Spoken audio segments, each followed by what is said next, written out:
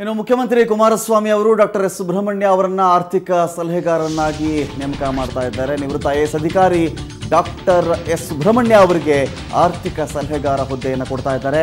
ಆರ್ಥಿಕ ಸಲಹೆಗಾರರಾಗಿ ನೇಮಿಸಲಿಕ್ಕೆ ಎಚ್.ಡಿ. ಕುಮಾರಸ್ವಾಮಿ ಅವರು ನಿರ್ಧರಿಸಿದ್ದಾರೆ. ಹಣಕಾಸು ಇಲಾಖೆ ಪ್ರಧಾನ ಕಾರ್ಯದರ್ಶಿಯಾಗಿ ಡಾಕ್ಟರ್ ಎಸ್ ಸುಬ್ರಹ್ಮಣ್ಯ ಅವರಿದ್ದರು. ಇನ್ನು ಜೆಡಿಎಸ್ ಪಕ್ಷದ ಚುನಾವಣಾ ಪ್ರಣಾಳಿಕೆಯನ್ನು ಕೂಡ ಇದೇ ಸುಬ್ರಹ್ಮಣ್ಯ ಅವರು ರೆಡಿ ಮಾಡಿದ್ರು. ಬಿಬಿಎಂಪಿ ಕಮಿಷನರ್ ಆಗಿಯೂ ಕೂಡ ಸುಬ್ರಹ್ಮಣ್ಯ ಅವರು ಸೇವೆ ಸಲ್ಲಿಸಿದ್ರು. ಬಜೆಟ್ ವಿಶ್ಲೇಷಣೆ ವಿಚಾರದಲ್ಲಿ ಎಚ್.ಡಿ. ಕುಮಾರಸ್ವಾಮಿ ಅವರಿಗೆ ಸಾಕಷ್ಟು ಸಲಹೆಗಳನ್ನು ಸುಬ್ರಹ್ಮಣ್ಯ ಅವರು ಕೊಟ್ಟಿದ್ರು. ಸರ್ಕಾರದ ಆರ್ಥಿಕ ಸಲಹೆಗಾರರಾಗಿ ಇದೀಗ ಡಾಕ್ಟರ್ ಸುಬ್ರಹ್ಮಣ್ಯ ಅವರನ್ನ ನೇಮಕ ಮಾಡಿದ್ರೆ ಹೇಗೆ ಅನ್ನೋ ಒಂದು ಚಿಂತನೆಯಲ್ಲಿಯೂ ಕೂಡ ಇದ್ದಾರೆ. ಬಹುತೇಕವಾಗಿ ಸುಬ್ರಹ್ಮಣ್ಯ ಅವರ ಹೆಸರನ್ನ ಕುಮಾರಸ್ವಾಮಿ ಅವರು ಫೈನಲ್ ಕೂಡ ಮಾಡಿಕೊಂಡಿದ್ದಾರೆ. ಅಂದರೆ ಜೆಡಿಎಸ್ ಚುನಾವಣೆಗೆ ಬರಲಿಕ್ಕೆ ಒಂದು ಪ್ರಣಾಳಿಕೆ ಅವ್ರ ರೀತಿಯಲ್ಲಿ ಇರಬೇಕು ಅನ್ನುವುದರ ವಿಚಾರವನ್ನು ಕೂಡ ಸುಬ್ರಹ್ಮಣ್ಯ ಅವರೇ ಡಿಸೈನ್ ಮಾಡಿದ್ರು. ಇದೀಗ ಅವರಿಗೆ ಆರ್ಥಿಕ ಸಲಹೆಗಾರ ಹುದ್ದೆಯನ್ನು ಕೊಡಬೇಕು ಅಂತ ಹೇಳಿ ಎಚ್.ಡಿ. ಕುಮಾರಸ್ವಾಮಿ ಅವರು ನಿರ್ಧರಿಸಿದ್ದಾರೆ.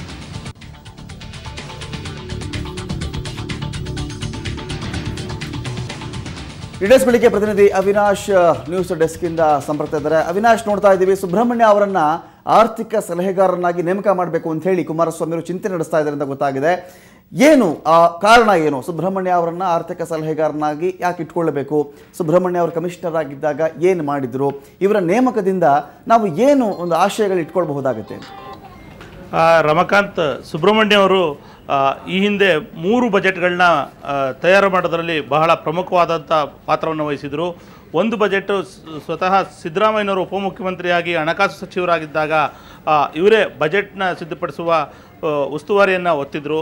ಅದಾದ ನಂತರ ಯಡಿಯೂರಪ್ಪನವರು 2 ಬಜೆಟ್ಗಳನ್ನು ಮಂಡಿಸಲಿಕ್ಕೆ ಇದೇ ಸುಬ್ರಹ್ಮಣ್ಯ ಅವರು ಪೂರ್ತಿ ತಯಾರಿ ಮತ್ತು ಮೇಲುಸ್ತುವಾರಿಯನ್ನು ವಹಿಸಿದರು. ಹೀಗಾಗಿ ಹಣಕಾಸು ಇಲಾಖೆಯ ಬಗ್ಗೆ ಸಂಪೂರ್ಣವಾದ ಜ್ಞಾನ ಮತ್ತು ಒಂದು ಹಿಡಿತವನ್ನು ಹೊಂದಿದ್ದಾರೆ. ಜೊತೆಗೆ ಇವರು ಜೆಡಿಎಸ್ನ ಕಟ್ಟ ಅನುಯಾಯಿ ಆಗಿರೋದ್ರಿಂದಾಗಿ ಈ ಆಯ್ಕೆಯನ್ನು ಮಾಡಿದ್ದಾರೆ ಅನ್ನುವಂಥ ಮಾಹಿತಿ ಇದೆ. ಸುಬ್ರಹ್ಮಣ್ಯ ಅವರು VRS ಅಂದರೆ ಸ್ವಯಂ ನಿವೃತ್ತಿ ಪಡೆದುಕೊಂಡು ವಿಶ್ರಾಂತ ಜೀವನಕ್ಕೆ ಮರಳಿದವರು. ವಿಶ್ರಾಂತ ಜೀವನಕ್ಕೆ ಬಂದ ನಂತರ ಕೂಡಲೇ ಜೆ ಡಿ ಎಸ್ ಜೊತೆ ಗುರುತಿಸ್ಕೊಂಡ್ರು. JDSನಲ್ಲೇ ಯಾವುದಾದ್ರೂ ಚಟುವಟಿಕೆಗಳಲ್ಲಿ ಪಾಲ್ಗೊಳ್ತಿದ್ದಾರೆ. ಅದರಲ್ಲೂ JDSನ ಥಿಂಕ್ ಟ್ಯಾಂಕ್ ರೀತಿ ಕೆಲಸ ಮಾಡಿಕೊಂಡು ಸುಬ್ರಹ್ಮಣ್ಯ ಅವರು ಗುರುತಿಸ್ಕೊಂಡಿದ್ದಾರೆ. JDS ಪ್ರಣಾಳಿಕೆ ಸಿದ್ಧಪಡಿಸುವಲ್ಲೂ ಸುಬ್ರಹ್ಮಣ್ಯವರ ಕೈಚಳಕ ಇದೆ. ಜೊತೆಗೆ BBMP ಆಗೋದರಲ್ಲಿ ಒಂದು ಐಡಿಯಾಲಜಿಯನ್ನು ಮುಂದೆ ಇಟ್ಟದರಲ್ಲಿ ಸುಬ್ರಹ್ಮಣ್ಯವರು ಕೂಡ ಪ್ರಮುಖ. ಹೀಗಾಗಿ ಈ ಎಲ್ಲ ಕಾರಣಗಳಿಗಾಗಿ ಒಂದು ರೀತಿ ಒಂದು ಚಿಂತನಾ ಶಕ್ತಿಯಾಗಿ ಹಣಕಾಸು ಇಲಾಖೆಯಲ್ಲಿ ಒಂದು ಹಿಡಿತವನ್ನು ಸಾಧಿಸಿರೋದ್ರಿಂದ, ಜೊತೆಗೆ ಪಕ್ಷದ ಬಗ್ಗೆ ಪ್ರೀತಿಯನ್ನು ಇಟ್ಕೊಂಡಿರೋದ್ರಿಂದಾಗಿ ಈ ಆಯ್ಕೆ ನಡೆದಿದೆ ಅನ್ನುವಂಥ ಮಾಹಿತಿ ಇದೆ. Ramakant, thank you Vinash. ಒಟ್ಟಿನಲ್ಲಿ ಸುಬ್ರಹ್ಮಣ್ಯ ಅವರನ್ನ ಆರ್ಥಿಕ ಸಲಹೆಗಾರನಾಗಿ ನೇಮಕ ಮಾಡಬೇಕು ಅಂತ ಹೇಳಿ ಎಚ್.ಡಿ. ಕುಮಾರಸ್ವಾಮಿ ಅವರು ಚಿಂತನೆ ನಡೆಸಿದ್ದಾರೆ. ಬಹುತೇಕ ಇದು ಕೂಡ ಫೈನಲ್ ಆಗಬಹುದಾಗುತ್ತೆ. ನಾವು ತುಂಬ ಮಾತನಾಡ್ತಾ ಇದ್ವಿ, ಫಿನಾನ್ಸ್ ಯಾರಿಗೆ ಹೋಗುತ್ತೆ ಅಂತ ಹೇಳಿ.